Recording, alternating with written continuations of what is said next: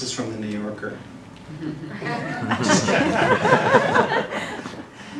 So I used to introduce my poems like small children that are still trying to get their words around the English language, and you won't really be able to understand them. So I'll kind of tell you what they're trying to say, and then let them say it, and then kind of follow up with some more information. But I thought with these I would just read them, and then just kind of let them kind of stand on their own.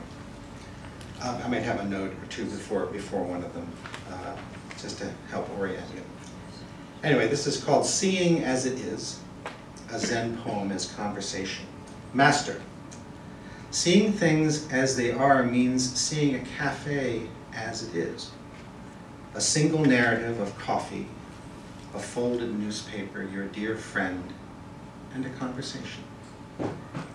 Disciple, these 4 items, coffee, paper, friend, and conversation, how does each reveal or hide the potency of the day? The hum of its promise is cloaked in others' voices. The sound of traffic, 1,000 distractions. How do I see it as it is? Master, perhaps meaning can only reveal itself through the slow machinery of what seems to be a normal day and a chance talk in a normal cafe. Disciple, how will I know this? Does this moment move my friend and me toward or back from what we seek? Is each day new or merely a stepping stone across a once crossed creek? Master, yes or no, questions will never quench a thirst, neither will answers. Disciple, then what am I to think? Master, the only way to know the drink is to drink.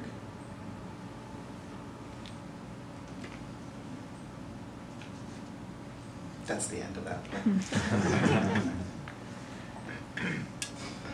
This is called Things to Ponder. It's a list. How the rain drops. How the snowflake crystals. What wood feels like within. What is at the earth's center? How old is starlight? The cricket's mechanism. Leaves color. Can light be slowed? Lightning seen from above. When Neanderthals were here. How spice was discovered. The youngest of my ancestors. How did people think? The speed of a pearl growing. The space of thought. Can thought be kept? When do things drop from myth? How many generations does it take? What's in soil? Did glaciers come this far? How long ago is a wing a finger? From whence was this snow? Does devil know he is devil? How can a song come from a mountain? How far can a man drop? The length of DNA. What flatness causes mica? Do molecules hum? The potency of silence. How far are we from peace? The whale's cold skin when ice creaks. Where old noises are. Can words cure? The oldest paintbrush. The happiest equation. When did I forget fear? The first axe. Math, music, the space between notes, the colors of flame. The most recent instance of trust, what keeps hope floating? An old watch, an example of grace. Do I know you?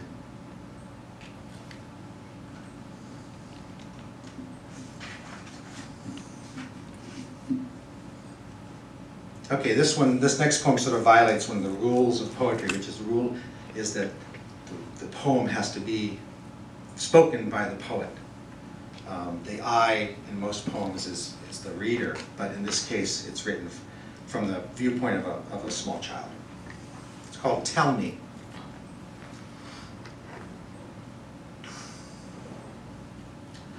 Tell me the story of the leopard.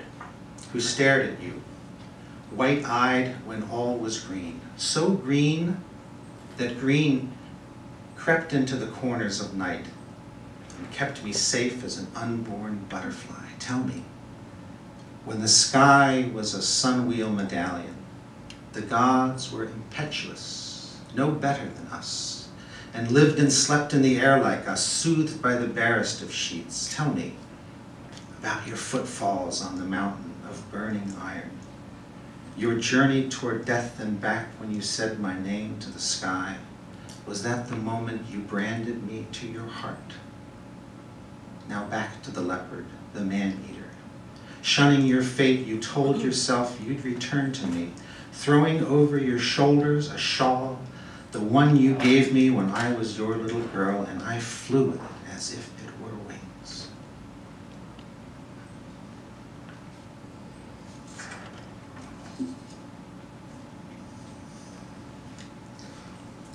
And this last one's called Why I Will Never Get to Neptune. Sort of a science fiction poem.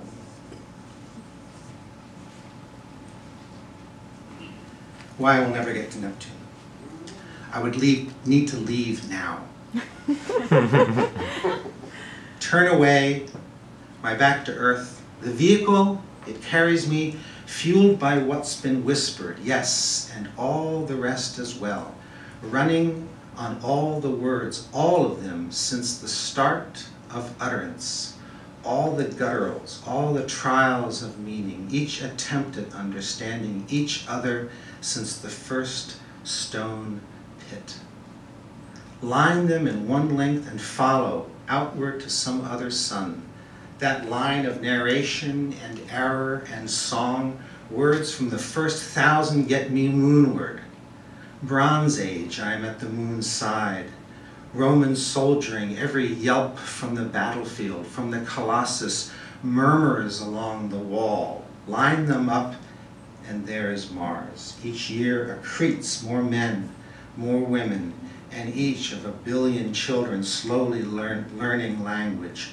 Da, clock, whir, acha. All are used, all their collected weight, impetus flinging me out further, forth, blowery, nihil, anum, klahun. Jupiter is soon, and all its moons, integers, a mass clicking over each nil value, filling it with nines, eights, siebens. The weight of all the words slowly approaches one, that single solitaire to the left of lone decimal, tiny punct. We are not there yet. Saturn.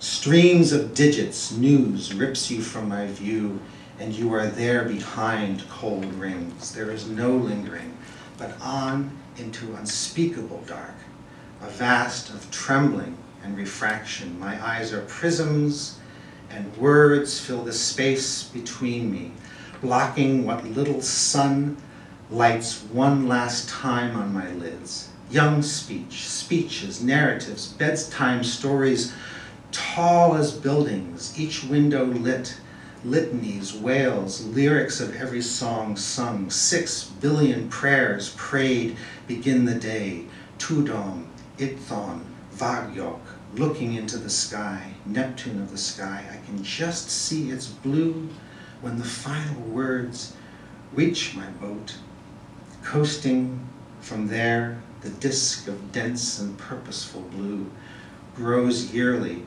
slowly in the tiny sun that lights its frozen solo. Time is like the slow sliding door, you and your perfect satellites, the blue that you are, azure cold cobalt. The blue warm ocean dot that you are not fades far behind. I have come this way to see you. We are both adrift and empty-handed. You are as big as you will ever get, and pressed against the dark. Words fail me.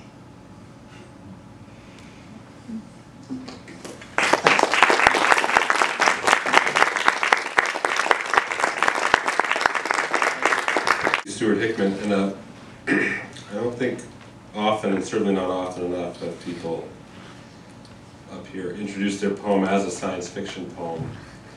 It's late notice, but if the rest of you could get a science fiction poem into the program today, that would be really, I think it'd be exciting. And anyway, Sarah Danes was just telling me moments before we started tonight that she's just booked a Day of the Dead dance performance on November 2nd at 7:30. It's going to be hot and overshadowed by death, so you're going to want to be here. That's what she told me. That's the latest breaking news, so something to think about. And also there are some flyers out in the lobby about the 2 art shows that are up right now, so think about taking a look at those as well.